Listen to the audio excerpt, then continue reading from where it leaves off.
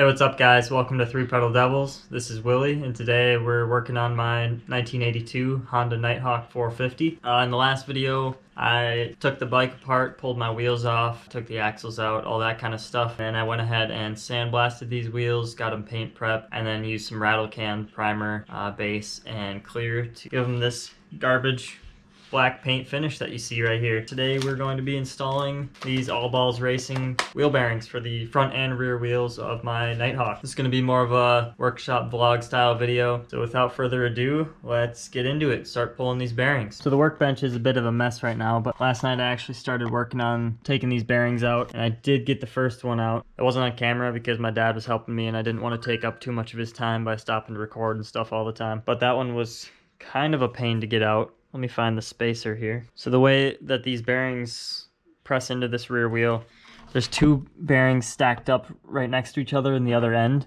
And then this spacer tube kind of floated there in the chamber like that between those little fingers.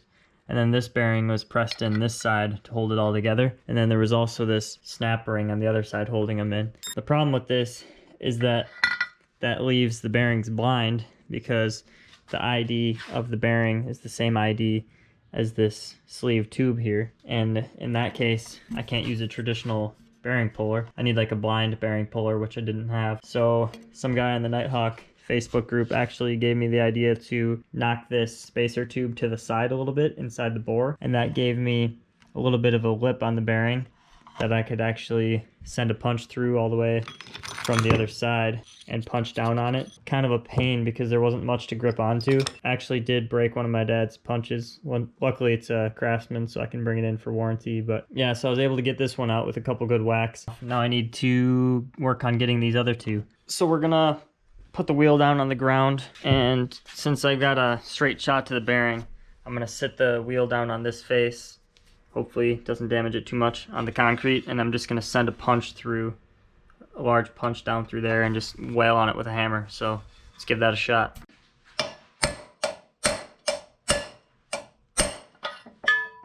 I'm gonna pull out the air hammer, see if that'll help me out at all. Hopefully I don't break anything, but so this is either gonna go really well or really poorly. So let's get the camera down and see what happens.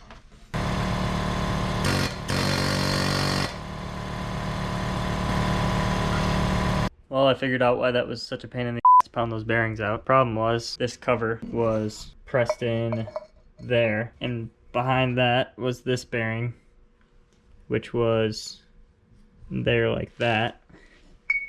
And then when we were pounding on this bearing from the other side with the punch, instead of pushing this bearing into this one on the end, we were just pushing this bearing into this hub basically and pushing that out of the wheel. Since we had this surface on the ground, we're basically just hammering into the concrete.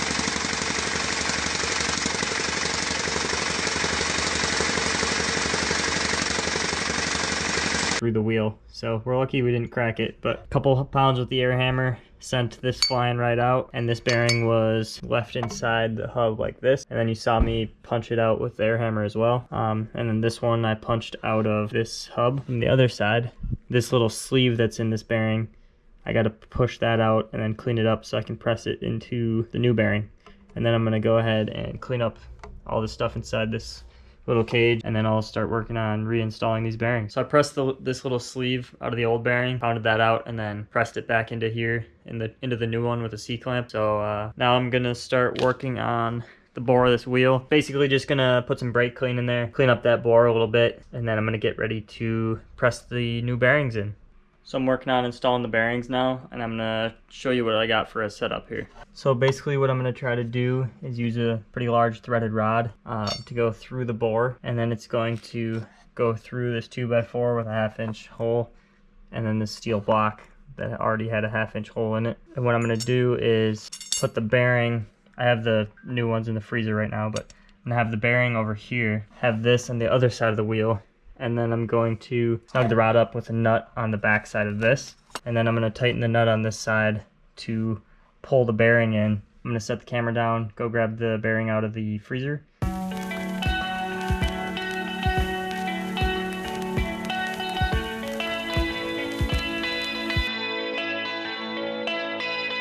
So I got both of those bearings installed and that tube spacer thing in the inside. I just cleaned up this piece, whatever the hell this thing's called. And now I'm going to press it back down into there. So I'm going to try to just put a board on here and tap it. That should have popped. Yeah, it just popped all the way back down in there. But anyways, that piece looks good. So now I'm going to work on pressing the next bearing in. Then once I press that bearing in, I got a snap ring to put back in, and then I'm going to install the seal.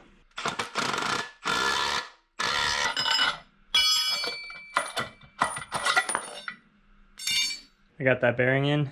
Now we're going to throw the snap ring in. So now we got all 3 bearings in. I got the snap ring in. So now we need to install the new seal. This here's the old one. It's actually pretty messed up. Package came with 2 new seals. I'm not exactly sure why. There was only 1 seal on there when I took it apart. But these 2 are actually 2 different sizes. This one's 28mm ID, 47mm OD, and 7mm thick. And then the other one is 30mm ID, 47 OD, and 8mm thick. The one I have in my hand, this is the one that fits in there better, the 28-47-7. So we're gonna go ahead and install this with one of these seal installer tools. So we now have the rear wheel fully reassembled. Just needs to get the tire mounted at cycle gear. So I'm gonna throw this one to the side. I'm going to start stripping down the front wheel and get those bearings replaced. But first I'm gonna take a quick cruise in the old vet here. Pretty sure it's out of gas, but probably cruise to the gas station, fill it up, and then go send it somewhere. We'll see. So let's go take a cruise and then we'll head back and get to work on that front wheel.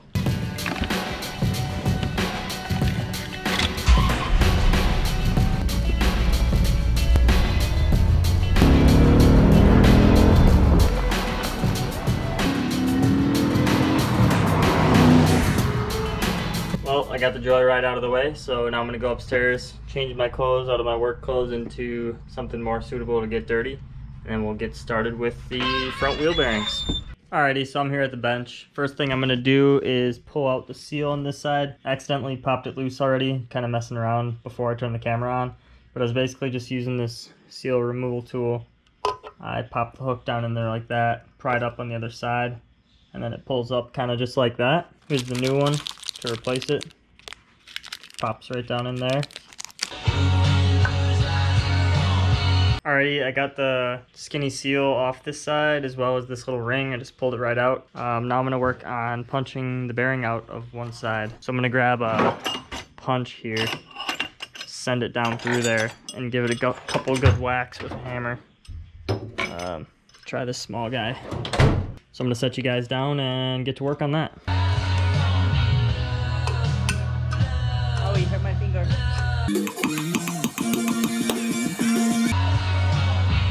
This bearing's all goobered up.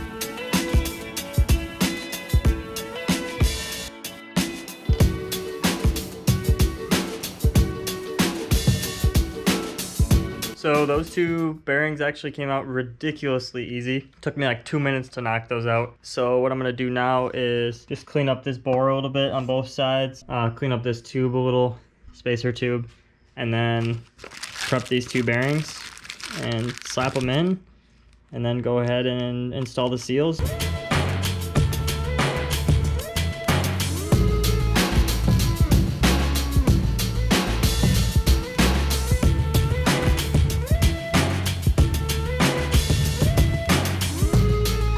Alrighty, so you just saw me finish installing both the bearings on the front wheel as well as both of the new seals. So this wheel's all good to go. Last thing I got to do on this one is just peel the painter's tape off from painting.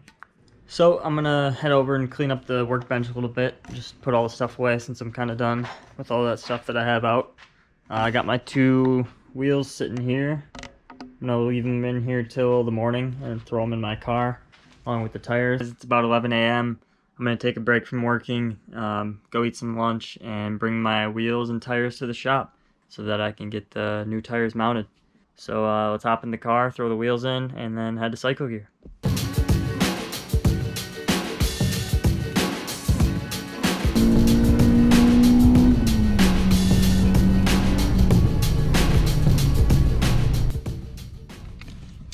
Alrighty, we just got here, so I'm gonna get out, bring the wheels and tires in, see if they can mount them up for me.